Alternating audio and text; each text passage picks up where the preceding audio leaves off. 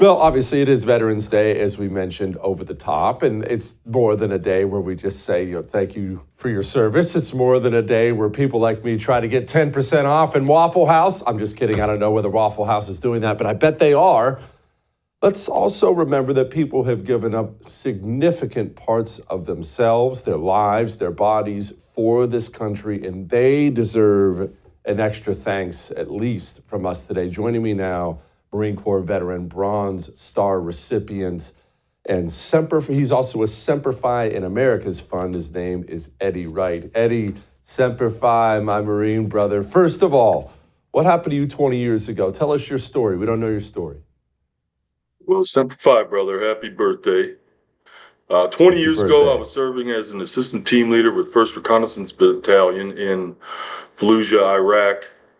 And during an ambush, I was struck by a rocket-propelled grenade, and that resulted in the immediate amputation of both of my hands.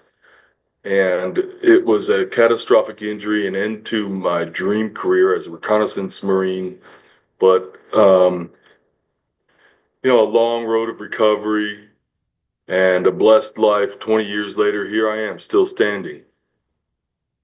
It's amazing how many blessings God still pours down on us. Okay, let's rewind a little bit. For those who don't know, Recon Marines are a cut above. It's our elite, if you will. Why Recon? Who grows up thinking about being Recon? Tell me about it.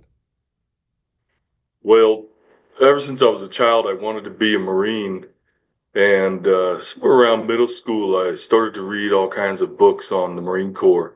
But I stumbled upon Reconnaissance Marines, books written by Marines who served in Vietnam. And I just fell in love. And from then on, I knew that my goal in life was to become a Reconnaissance Marine. Yeah, that's not an easy slog either. I respect it immensely. Okay, so recovery obviously cannot possibly be pleasant.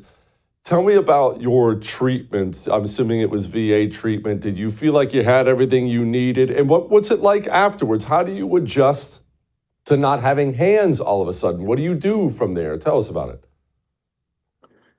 Well, my recovery took quite some time. I was an inpatient for 4 months at the National Naval Medical Center in Bethesda, Maryland, and then followed on at Walter Reed. So a combination of both hospitals, 4 months. And then about a year, I was at the Malone House and doing physical therapy, occupational therapy.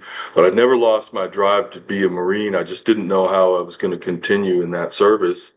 Fortunately, the Marine Corps saw some value in my service, and I was able to spend my last year in the Marine Corps at the basic school in Quantico, Virginia, as an instructor at the Martial Arts Center of Excellence, training Marines. And that was a fantastic way to go out with my boots on. But then I was a civilian, and that world to me was a little bit of a shock.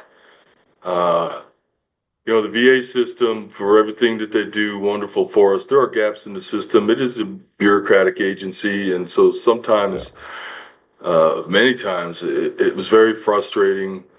My needs could be prosthetics. My needs could be maybe counseling, things like that, or just regular medical care. And there are gaps in the system, and that can be tiring and frustrating. And unfortunately, sometimes you have to be your own advocate, and it gets a little old.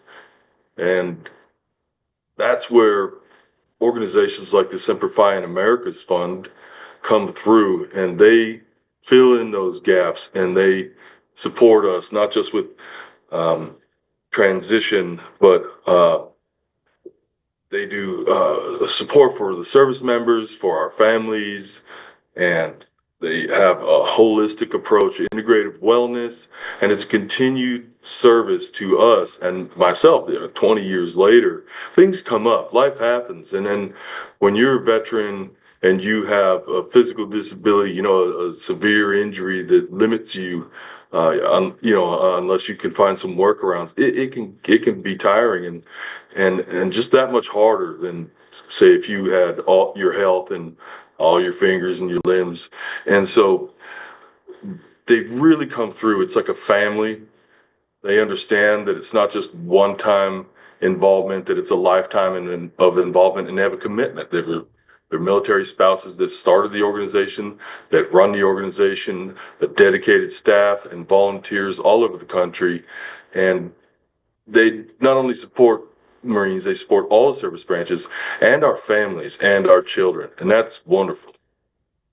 That Yeah, brings no life. doubt. Like when you get tired and you're carrying that, you're a Marine, you're carrying your ruck, and you're like, man, I've been rucking for so long. And I guess for people listening, that's your big old backpack. It's heavy, and you get tired, and it's life. You're marching on, you're rucking, and you just sometimes you need a drink of water, you need to sit down, change your socks, take a knee, catch your breath. The Simplifying America's Fund is an organization that understands that, and they're there for us. And sometimes you don't even have to reach out, because they're committed and they care about us, and they'll reach out. And it's like they have ESP. It happens when you least expect it. And I just am very grateful for an organization like that, and for the Americans in our country that support that organization. Amen. All you veterans watching right now, if something touched your heart, maybe you're struggling, reach out. Simplifying America's Fund. Reach out, see if they can help you. Anyone else who wants to support an organization like that, I would highly encourage you to do so. Eddie Wright, Simplify, my brother, and happy birthday once again. Good to talk to you. I would thank you for coming to my YouTube channel, but I know how brilliant it is, and I know you love it here. So subscribe and watch. We're going to start really ramping things up and putting some funny stuff, some interesting stuff out there, some collaborations. Either way, my YouTube channel is officially the place to be. So stick around.